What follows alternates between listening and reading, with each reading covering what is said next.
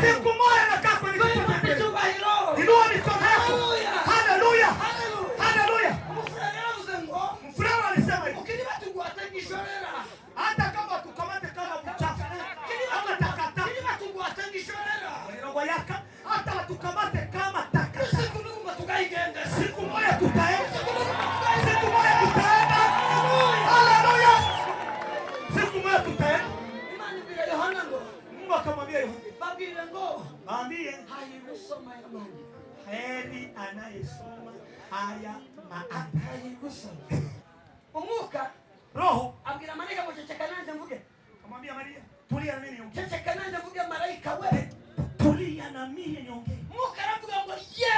Akasema ndio. Arasindagira ngo ye. Akasindiria akasema ndio. Afiriye mu mwami Yesu. Wao wamekufa katika Bwana Yesu. Wana vitu viwili. Kitu cha kwanza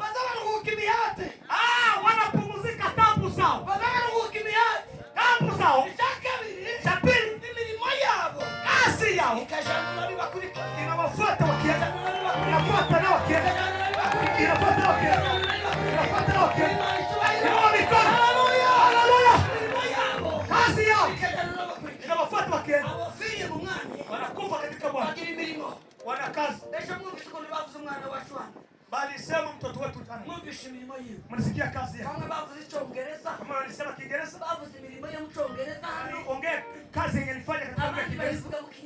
Wengine kaongea kwa Kinyarwanda. Wengine kaongea kwa Kiswahili. Kazi yake. Ilienda naye kifuata.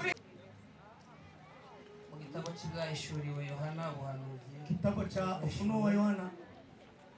Bice 14 murongo wa 13. 14 na mlango wa 13. Nuwo murongo gusa tuyusome. Hiyo mlango tutasoma. Hanyuma tuganire buke gato cyane kugira ngo tuzungumze kidogo ili dusigundi mwanya w'ibikenewe. Tuache muda ambao unahitaji. 14:13 mu Byahishuriwe Yohana. Ufunuo wa Yohana 13:14. Haravuze ngo numva ijwi rivugira mu ijuru rirambwira riti andika uti uhereye none hahirwa abapfa bapfira mu mwami wacu. Umwuka nawe aravuga ati je ngo baruhuke imihati yabo kuko imirimo yabo ijanye nabo ibakurikiye. Amen. Amen.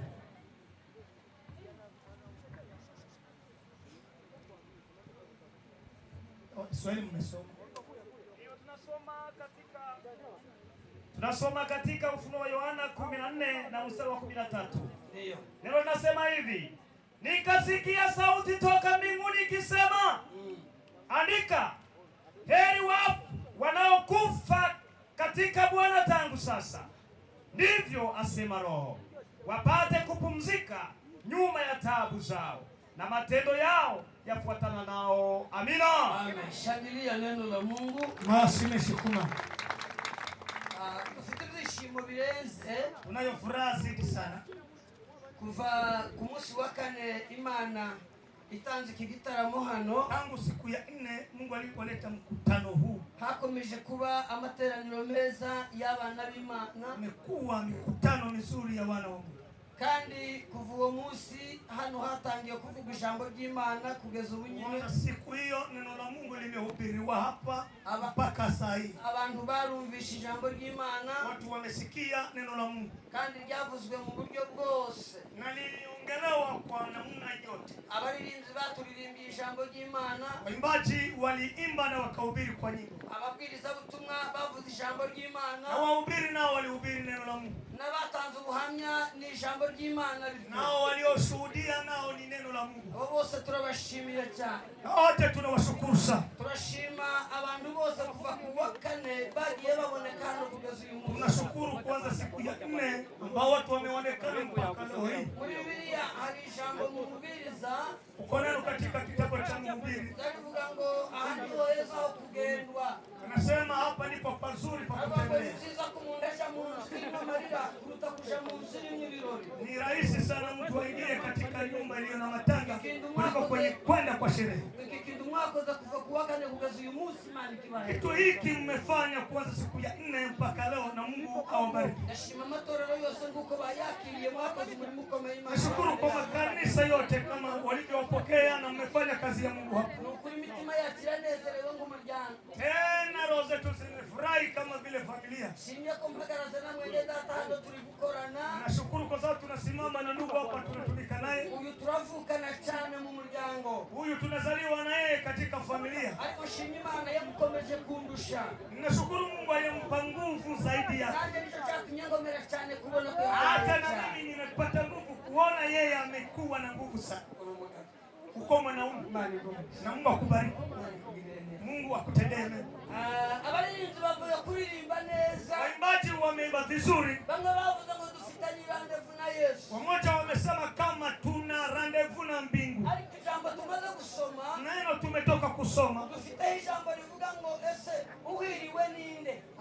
Tuko na neno ambalo linasema anayekubaliwa ni nani? Muheri ni nani? Muheri ni nani? Katika Biblia muheri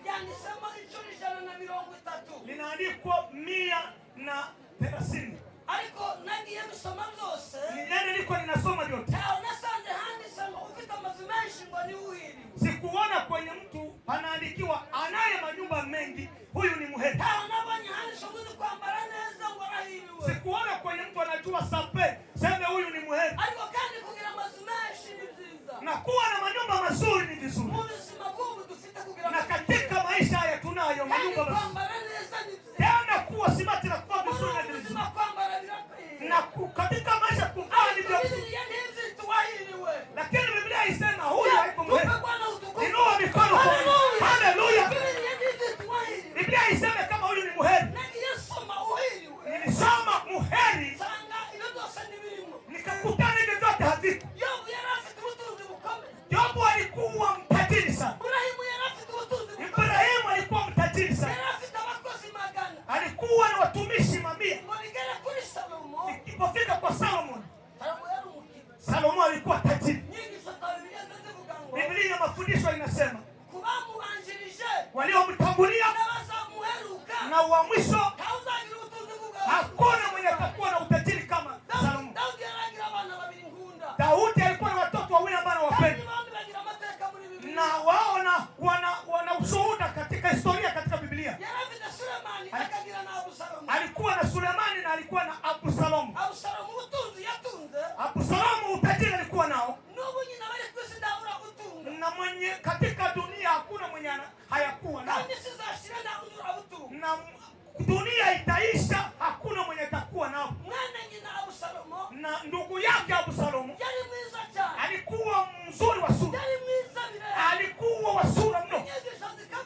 Biblia mafundisho inasema katika wazuri watu warembo wenye watajiri na wa mwisho hakuna mwenye atakuwa mzuri kama Solomon. Biblia haiwasema waheri hata wako na sura. Biblia isema waheri. Haleluya. Hata kama Sulemani alikuwa tajiri. Biblia yasema kama yeye ni muheri kwa sababu alikuwa tajiri. Absalomu alikuwa akitoka katika ikulu ya Yerusalemu. Watu wanakanyangana na wanakufa ili wapate kuchunguza uzuri wa mrembo Absalomu. Baba yake akamwambia, mtoto wangu, utaleta tatizo na changamoto. Nitakupa programu ya kutoka nje katika. Utakuwa unatoka mwezi wa 6 na mwezi wa 12. Na ni kutangaza na kuweka matangazo na matangazo. Nitangaze kwamba utatoka nje. Tangazo kwanza. Na mafoto baweke kwenye vibambazi na vikuta kama debite. Watu wajua kama Absalomu iko na sorti. Siku alikuwa anatoka. Watu walikuwa wanajipanga kwenye barabara.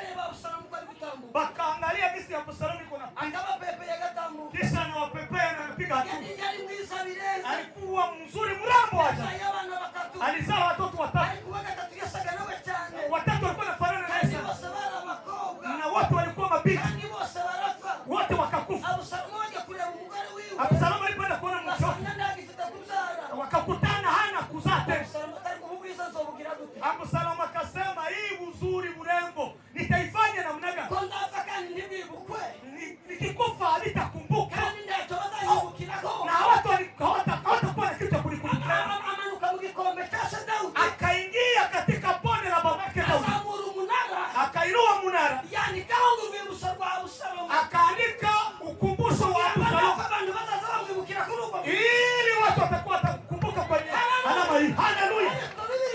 Biblia ntiyamwise uwahiriwe, haikumuita muheri. Biblia uwahiriwe, Biblia inasema muheri. bavuga ngo muri iryo jana na 30 bivuga uwahiriwe muri Biblia na 30 ambalo linasema muheri. iki gitabo kidahishuwe twasoma, Kitabu cha Ufunuo kigira amajambo menshi kina maneno mengi.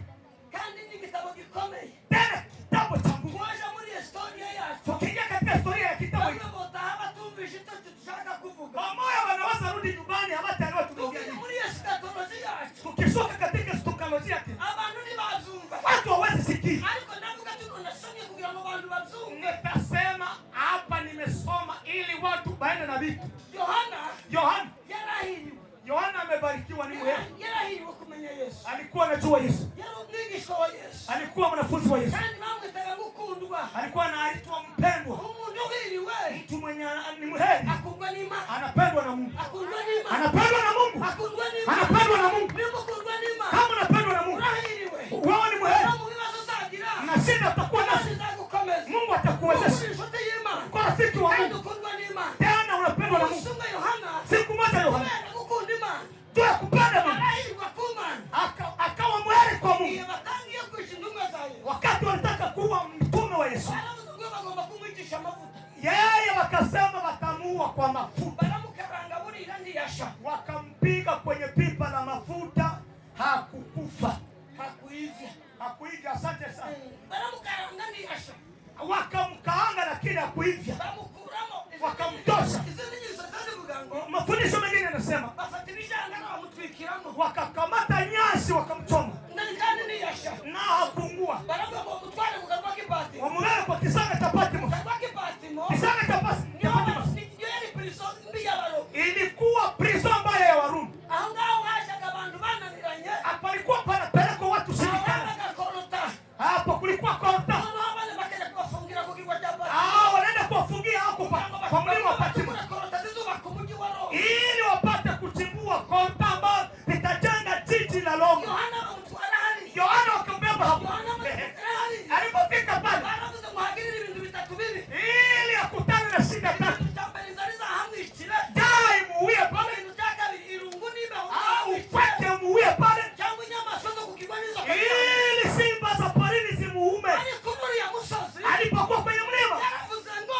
alisema, ku munsi w'Imana siku ya Bwana ari mu mwuka nilikuwa rohoni, numva ijwi nikasikia sauti nyuma yanjye nyuma yangu rimeze nk'amazi menshi kama maji mengi, yambwira ngo nikaniambia, nubona rwose yenye utaona uzandika. andika. Haleluya. Haleluya, Bwana sifiwe. Turavuga muhiriwe ninde? Tuko tunasema muheri ni nani? Muhiriwe ninde? Muheri ni nani? Nufite amazu menshi se? Ni mwenye iko na manyumba, Nufite amapantaro menshi n'amakoti? mwenye iko na mapantalo na makostimi. Mu ijuru tuzambara amakanzu. Mbinguni tavaa makanzu. Nushaka ukomeza ugaba imyenda ufite, Acha kwanza upatie na wengine yenye uko nayo. uzugaba imyenda ufite. Unapatia na wengine. Mu ijuru nta mapantaro, Mbinguni hakuna mapantalo. tuzambara amakanzu. Tutavaa na makanzu. Tupe Bwana utukufu. Zaburi kiganza. Haleluya. Haleluya. Yohana ari mu kanwa ka Patimo, Alipokuwa kwenye kisanga cha Patmo yandika amajambo menshi, akaandika maneno mengi. Imana iramuhishurira, Mungu akamfunulia. iramubwira ngo Yohana we, Kamwambia Yohana, reka nkubwire abahiriwe. acha nikuambie waheri. Iramubwira abantu batandatu muri iki gitabo kizahishuka. Kamwambia watu 6 katika kitabu cha Ufunuo. Watu 6. Umuntu wa mbere Mtu wa kwanza, ngo hahirwa usoma heri anayesoma aya mandiko yo muri iki gitabo cy'ubuhanuzi. katika maandiko ya kitabu hiki cha unabii. Mwumva Bibiliya ukuntu zicanganyikisha. Sikia uchanganyiko katika Biblia jinsi. Hahirwa usoma, Heri msomi hahirwa usoma. anayesoma. Umunsi umwe, Pima siku moja. haleluya, Haleluya. umunsi umwe, Siku moja umugabo bita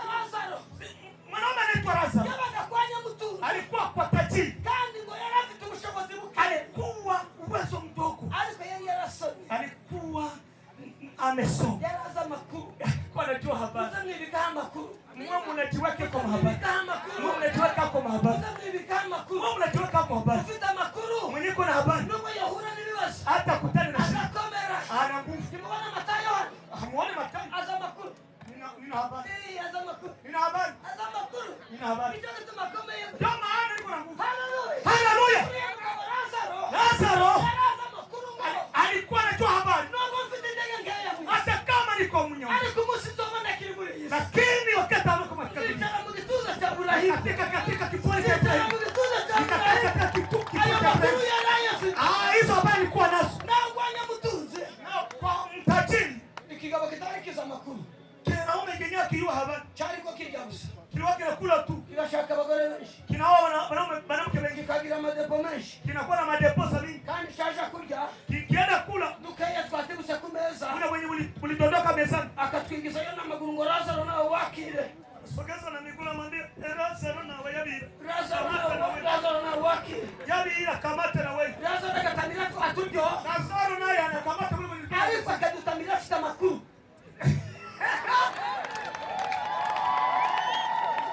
mwinuwe sema hata mwenye mlianguka mezani tusikia alikuwa na bukula lakini ana nini? Ana habari. Salimia voisin. Uwe na habari. Bwana sifiwe. Lazaro na bukula akiwa na habari. Siku moja alikuwa amesoma habari. Kumoja Lazaro akakufa. Akapanda. Akapanda. Acha kunituza cha Ibrahimu. Kaje kifua cha Ibrahimu. Ni mtuzi na wala. Naye mtajiri akakufa. Yesanga mumwe. Akajikuta mtoni kwa makuru avuka. Hizo ndizo habari. Hayo ni makuru ya Biblia jambo jima. Hayo ni maneno ya Biblia ndio makuru ya Biblia jambo jima. Hayo ndio habari za Biblia neno la Mungu. Nyamutunzi mtajiri yesanga mumuriro. Akajikuta motoni. Lazaro wali ilizama makuru. Alikuwa anajiwekea kiba ya habari. Yesanga mkituza cha Ibrahimu. Akajikuta kifuani cha Ibrahimu. Yesanga mkituza cha Ibrahimu. Kifuani cha Ibrahimu. Umusoko nyamutunzi. Mmoja mtajiri. Warambura amasomo. Alipoinua macho. Warangiza Ibrahimu. Akaona Ibrahimu. Abona umugabo uri mu gituza cyiwe. Akaona mwenye yuko kifuani. Wamwitegereza aramumenye. Akamtazama abona ni Lazaro. Akamwona ni Lazaro. Wa undi wajya gutwaturutse ku ule mwenye alikuwa anatumia. Haleluya. Ule mwenye alikuwa anatumia mwenye ulitoka kumeza ukaanguka chini. Mtajiri akaita. Ibrahimu we. Mwambie Ibrahimu ohereza Lazaro. Tuma Lazaro. Akoze urutoki rwiwe mu mazi. Atondose kidole majini. Angoze kururimi. Aniweke kwenye ulimi. Kuko kondasha cyane. Niko na ugua sana. Kigabo kitaza makuru nuko kizasha cyane. Kuko kondasha cyane. Kanaume kinyakiwa habari. Kitalungula. Kamwambia niko ninalungula sana. N'abagore bataza makuru nuko bizogera. Na wanamke wenye hawajua habari hivyo ndio kisiritaeni. N'abasore batibiza makuru nuko bizogera. Na vijana wenye hawana mahabari, wenye hawajiweke kwa kiba ya habari, ikisiritaeni. N'abakonga bataza makuru nuko bizogera. Na wafie wenye hawajua hizo habari, ndio kisiritaeni. Ibrahimu aramubwira ngo Ibrahimu akamwambia, oya yewe. hapana. Oya yewe. Hapana. Oya yaraza makuru. Alikuwa anajua habari. Makuru yaraza na mbinguni. Habari alikuwa anajua za mbinguni. Nuko afatwa nani mwisi. Hata kama nakamatwa vibaya duniani. Musa pandisha mu gituza cha Ibrahimu. Siku moja nakaa kwenye kituo cha Ibrahimu. Inua mikono yako. Haleluya. Haleluya. Mfulana alisema hivi. Ukiniba tugwatangishorera. Hata kama tukamate kama mchafu. Kama takataka. Ukiniba tugwatangishorera. Roho yako hata tukamate kama taka. Siku numa tukaigenda. Siku moja tutaenda. Siku moja tutaenda. Haleluya. Siku moja tutaenda. Imani bila Yohana ngo. Mungu akamwambia Yohana. Babile ngo. Mwambie Hayikusoma imani. heri anayesoma haya maandiko. Hayikusoma. Heri anayesoma haya. Tusipigie Mungu makofi jamani. Akita sema. Sabuda kabi. Neno la pili. Nini yatwasoni? Pale tumesoma. Aramubwira ngo Yohana we. Kamwambia Yohana. Ukomeze wandike ngo. Uendelee kuandika. Barikiwa sana. Ubwira abantu ngo hahirwa bapfa. Uambie heri wanaokufa. Hahirwa bapfa. Uambie heri wanaokufa. Hakika jambo mwagi. Umesikia? Heri wanaokufa. Basi iko murumbi yo jambo. sikia. Heri wanaofanya nini? hahirwa abafa. Heri wanaokufa. Mana we yasubiye dufuye twese we. Hahirwa abafa we. Tungekufa sio bwana. Heri wanaokufa. Hahirwa abafa. Heri wanaokufa. Heri wanaokufa. Heri wanaokufa. Heri wanaokufa. Ariko Lakini ashyiraho ariko. akaweka lakini Abafiriye mu mwami Yesu. wenye wanakufa katika Hahirwa abafa abafiriye mu mwami Yesu. heri wanaokufa katika Hahirwa abafa. heri wanakufa Bose barapfa. wote wanakufa Bose baragenda. wote wanaenda. Dawudi yaravuze ngo Daudi alisema bana banje we. wana wangu Ngiye kugenda nk'uko abisi bose bagenda. nataka aenda kama vile Abantu wanadunia bose barapfa. wote wanakufa, Ariko siko bose bapfira mu mwami. lakini si wote wanakufia katika Kristo. Siko bose bapfira mu mwami. Wanakufa lakini si wote wanakufa. Abagore ko barapfa. Wana- Abagore ko barapfa. Bamama wanakufa, Ariko siko bose bari gupfira mu mwami. haiko wote wanakufa katika Kristo. Abagabo ko barapfa. Na wanaume ni vile, Siko bose bari si gupfira mu wote mwami. wanakufa katika Kristo. Abapasiteri ko turapfa. Bana pastor tunakufa, Ariko siko twese dupfira si mu wote mwami. wanakufa katika Kristo. Abakobwa n'abahungu ko barapfa. Badada na bakene biko wanakufa, Siko bose bapfira mu si mwami. wote wanakufa katika Ariko Kristo. Imana ibwira Yohana. Mungu akamwambia Yohana, Kwandika ngo andika hahirwa abapfa.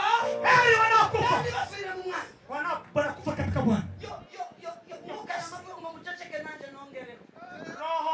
Roho akasema mtulie na mie niongeze.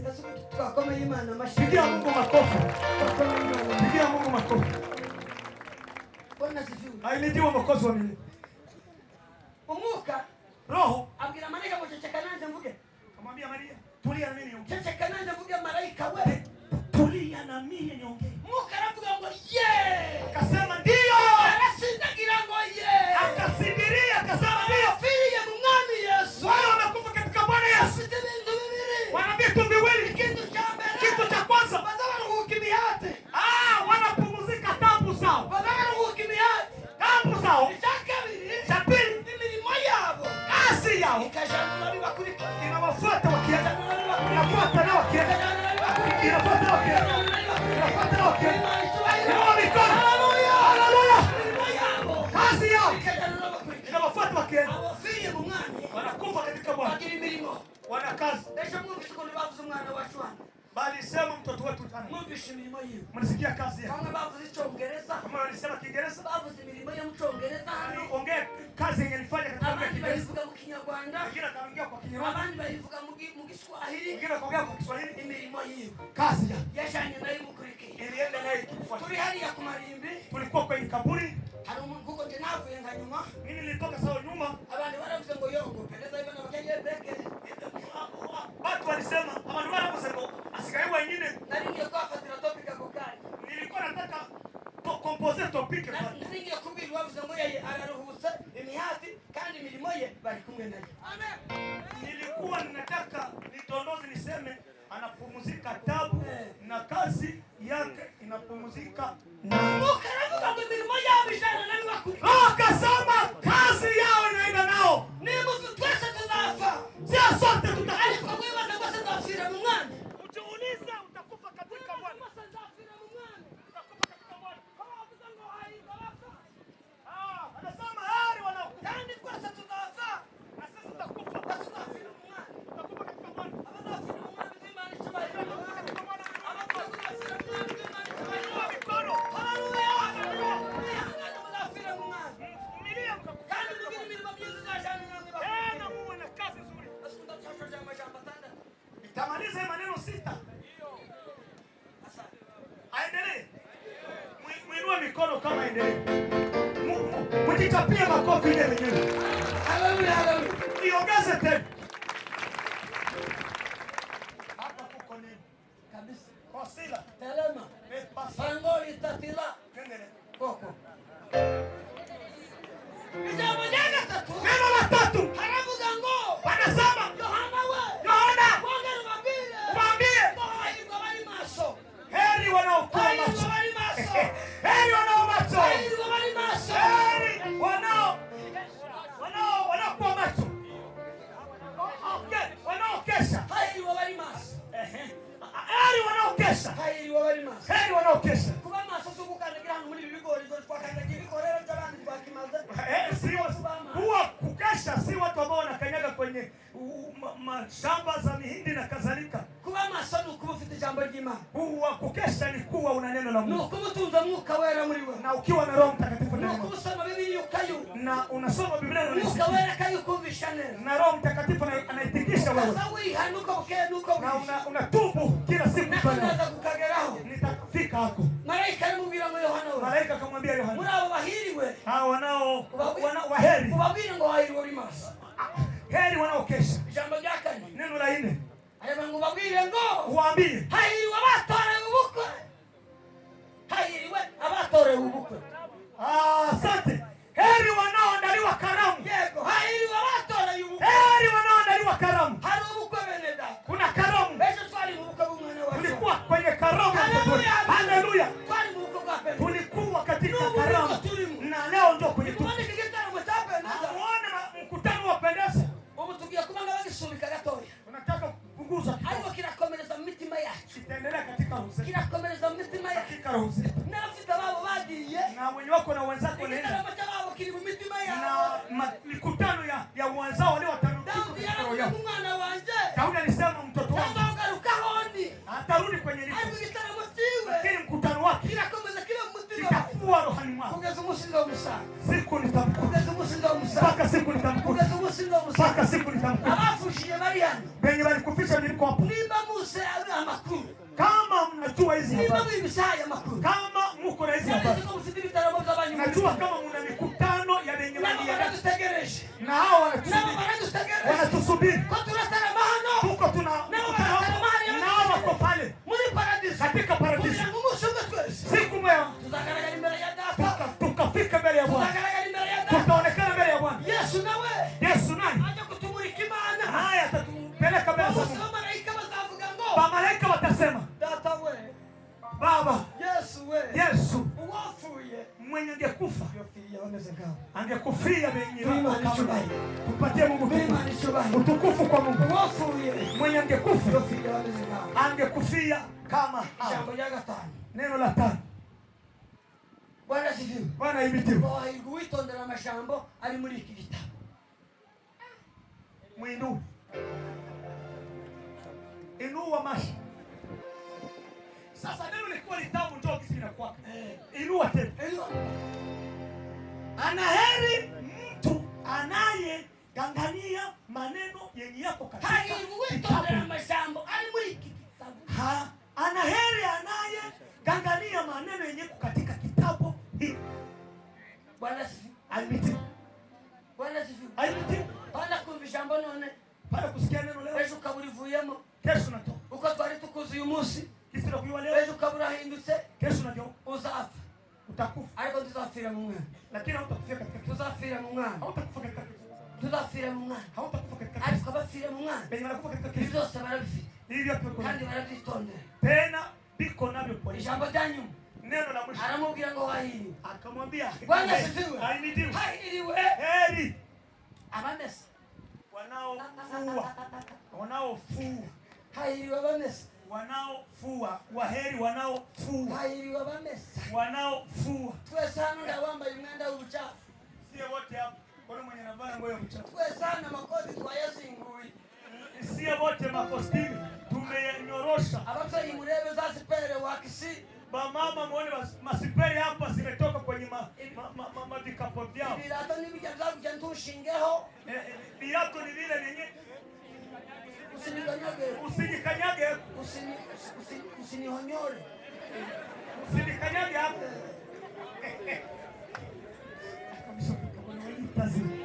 Hahiri wabamesa. Heri wanaofua. Hahiri wabamesa. Heri wanaofua. Hahiri wabamesa. Heri wanaofua mavazi yao. Heri wanaofua mavazi. Hili siku ya Pentekoste. Wakiwa wanavaa.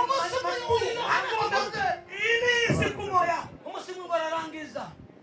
Yohana ararangiza. Yohana katazama. Abona abantu benshi. Akaona watu wengi. Yongera abona ni benshi. Akaona tena wengi.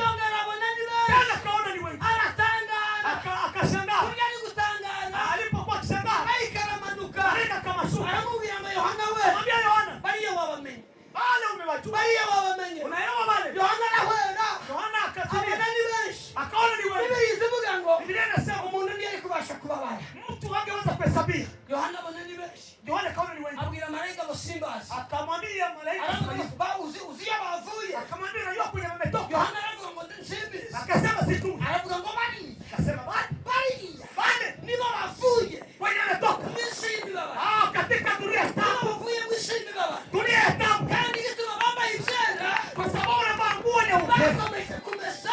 Baliendelea kufua. Yesu y'umwana w'Imana. Katika damu ya Yesu wa Mungu. Damu ya mwana wa Yesu wa Mungu. Ndio Mungu, asante sana. Haleluya. Haleluya. Ahirwa bamesa. Heri wanaofua. Muze mumesa. Mwe mnafua. Mutazotwara ubuchafu. Mwe mnafua msiwewe uchafu. Muze mumesa. Mwe mnafua. Barikiwa mama. Mungu akubariki evangelist. Mungu akubariki. Muze mumesa. Mwe mnafua. Muze mumesa mutazogenda mu. Wonderful. Muze mumesa. Mwe mnafua.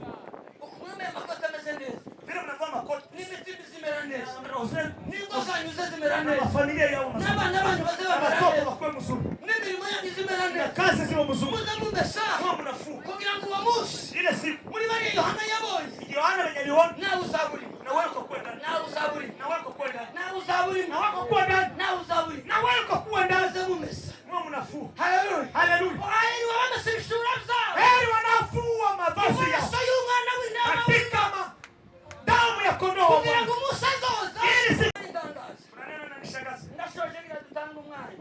Nimalize tu pale. Yesu yaje ari umwana w'intama. amekuja ni mwana kondoo. Afa ari umwana w'intama. Akakufa ni mwana kondoo. Azuka ari umwana w'intama. Akafufuka ni mwana kondoo. Aja mu ijuru ari umwana w'intama. Akaenda mbinguni mwana kondoo. Yicaye iburyo bwa se.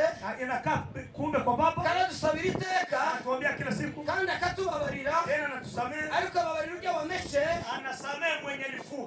Niwe ayongera akamwoza akaba muzima. Tena anamtakasa anakuwa mzima. Mureke mbabwire ijambo riza rintangaza. Mwambie neno lenyewe linishangaza. Tazogaruka akiri umwana w'intama. Hatarudi akiwa mwana kondoo. Tazogaruka akiri umwana w'intama. Hatarudi tena akiwa mwana kondoo. Azogaruka ari intare y'umuryango wa Yuda. Atakuja ni simba ya kabila la Yuda. Azogaruka ari intare y'umuryango wa Yuda. Atarudi akiwa simba ya kabila la Yuda. Azogaruka ari intare y'umuryango wa Yuda. Atakuja akiwa simba ya kabila la Yuda. Bibiri zivuga ngo Biblia inasema n'abamutumise bazamubona. hao wanao N'abamutumise bazamubona. waliomchoma watamuona. N'abamutumise icumu. Na waliomchoma mkuki. Bajya bamufuye ubwanwa. Na wale waliomtoa madevu. Bajya bariko mukubita amashyiga nayo bakatanya amabangubutu. Wale wenye ambao walikuwa wapiga mashito sawa wale askari wa Kongo. Wa zamani wa Rais Mobutu. Bazamubona. Nao watamuona. Igitangaza Cha ishara nuko azokuzira atakuja kwako. ameze nk'intare. Atakuja kama Kandi simba. waranze kumwakira. Na ulikataa Akiri kumpokea. umwana w'intama w'Imana. Akiwa kingali mwana kondoo wa Mungu. Umese Ufuwe umwanya akiri umwana w'intama. agali kondoo wa Mungu. Kugira ngo nagaruka ameze nk'intare. Atakarudi akiwa simba. Natwe tuzaba utwana tw'intare. Na sisi tuwe utoto twa simba. Ijambo ry'Imana ridukomeze. Neno la Mungu litusaidie. Amen.